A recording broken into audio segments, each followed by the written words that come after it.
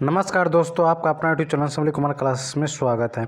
तो आज हम आप लोग को बीच लेकर आए हैं क्लास 10 का जीव विज्ञान, जो कि जीव विज्ञान का दूसरा अध्याय होगा नियंत्रण एवं समन्वय, जिसमें हम पहला अध्याय के बारे में बतला दिए हैं। पहला अध्याय का पूरा वीडियो आप लोग को यूट्यूब पर मिल जाएगा और इसमें दूसरा अध्याय का भी 5 प्रश्न का जो है वीडियो हम डाल चुके हैं। तो आगे जो 5 प्रश्न और जो हमें VVI मिलता है, जो प्रश्न बोर्ड में बार बार और कई बार पूछ चुका, वो प्रश्न लेकर चलें। तो चलिए वीडियो पर लास्ट तक बने रहेगा, कॉपी कलम निकाल लीजिए और प्रश्न को फटाफट लिखना शुरू कीजिए और समझिएगा, अच्छे से ध्यान दीजिएगा। तब देखिए पहला प्रश्न है कि नर एवं तथा मादा का जनन हार्मोन का नाम एवं कार्य बताएं। नर एवं मादा का जनन हार्मोन्स का नाम बतलाना और उसका कार्य को बतलाना है।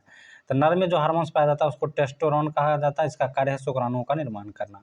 और मादा हार्मोन जो पाया जाता है वो एस्ट्रोजन एवं प्रोटोजन पाया जाता है। तो इसका एस्ट्रोजन का कार्य देखिए, एस्ट्रोजन का कार्य द्विलिंगी लैंगिक लक्षणों का विकास एवं जन्म शक्ति का विकास करना। और प्रोजेस्टेरोन का कार्य है कि भ्रूण के विकास में सहायक एवं भ्रूण के पोषण में सहायक करता है। ठीक है, तो ये रहा नर एवं मादा जनन हार्मोन का नाम एवं कार्य काम। जब अगला प्रश्न को देखते हैं, तो अगला प्रश्न है कि अनुरक्षण क्या है। अनुरक्षण के लिए कौन कौन से क्रियाएं आवश्यक है। तो आंसर देखिए, सभी जीवों में पोषण, शोषण, परिसंचारण, उपसर्जन आदि क्रियाएं सम्मिलित रूप से संचालित होती रहती है, जिसे अनुरक्षण कहते हैं।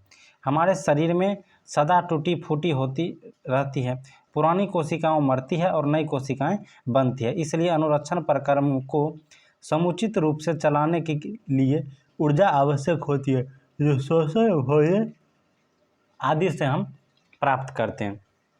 अनुरक्षण का मतलब होता है कि जो हमें शरीर में जो टूटी फूटी यहाँ पे तो शरीर टूट जाता है, गोड़ हाथ जो फूट जाता है, उसमें क्या होता है कि पुराने कोशिका जो होता है, जहाँ पे चोट लगता है वो कोशिका मर जाता है या घाव बनकर निकल जाता है। उसमें नया कोशिका जो बनता है, तो नया कोशिका के लिए कुछ ऊर्जा की जरूरत होती है, वो ऊर्जा हमें शोषण और भोजन से मिलता है। ये जो पूरा प्रक्रियाएँ होते हैं, इसी क्रिया को अनुरक्षण के लिए क्रिया आवश्यक है, यही अनुरक्षण कहलाता है।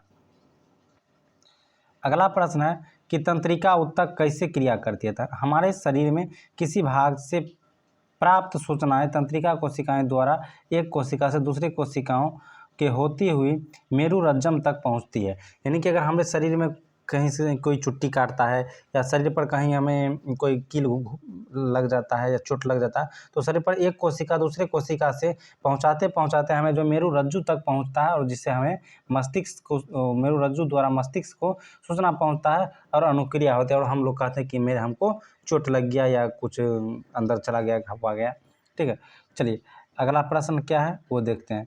अगला प्रश्न है कि प्रकाश अनुवर्तन एवं गुरुत्वानुवर्तन में क्या अंतर है। तो पौधे को प्रकाश और बढ़ना या गति करना प्रकाश अनुवर्तन कहलाता है। पौधे की जड़ एवं पृथ्वी को गुरुत्व की दिशा में बढ़ना गुरुत्वानुवर्तन कहलाता है। यानी कि पौधा जब ऊपर की ओर बढ़ेगा, विकास करेगा, तो उसको हम प्रकाश अनुवर्तन कहते हैं। जब पौधा का जड़ धरती के नीचे के अंदर जाएगा तो उसे हम कहेंगे गुरुत्वानुवर्तन। ठीक है, चलिए अगला प्रश्न को देखते हैं।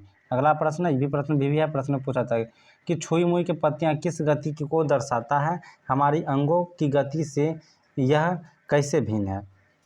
तो छुई मुई पादप स्पर्श करते ही पत्तियां को झुकाकर या बंद कर संवेदनाशीलता को परिचय दे देता है। यानी कि छुई मुई एक ऐसा पौधा होता है जिनको आप छुइएगा, उसको पकड़िएगा, बस तुरंत जो है पूरा पत्ता बंद कर लेगा, समटा जाएगा। ठीक है, तो इसमें पादप हार्मोन के प्रभाव के कारण पादप कोशिका यह परिवर्तन कर देती है, और जबकि यह हमारे अंगों में होने वाले ऐच्छिक क्रियाओं के परिणाम है जो अनुमस्तिष्क के द्वारा संचालित होती है। इसे तंत्रिका नियंत्रण में सहयोग प्राप्त किया जाता है। तो हमारे वीडियो आप लोग अच्छा लगा तो लाइक जरूर करिएगा, चैनल को सब्सक्राइब करिएगा। देखिए हम कुछ प्रश्न और है, दो प्रश्न जो कि 5 नंबर में पूछा जाता है। 4 नंबर का प्रश्न पूछा था, न्यूरॉन क्या है, तंत्रिका कोशिका न्यूरॉन संरचना एवं चित्र बनाए और इसका कार्य का वर्णन करें। अगला है मानव मस्तिष्क का एक स्वच्छ नामांकन चित्र बनाए एवं इसका कार्य को लिखे। तो ये सभी प्रश्न भी पूछा था। अगर आप लोग आंसर बुक से निकाल लीजिएगा तो अच्छी है, नहीं तो वीडियो हमें कमेंट करिएगा तो हम इस पर भी वीडियो बना देंगे। ठीक है, फिर मिलेंगे अगले वीडियो में, तब तक के लिए धन्यवाद।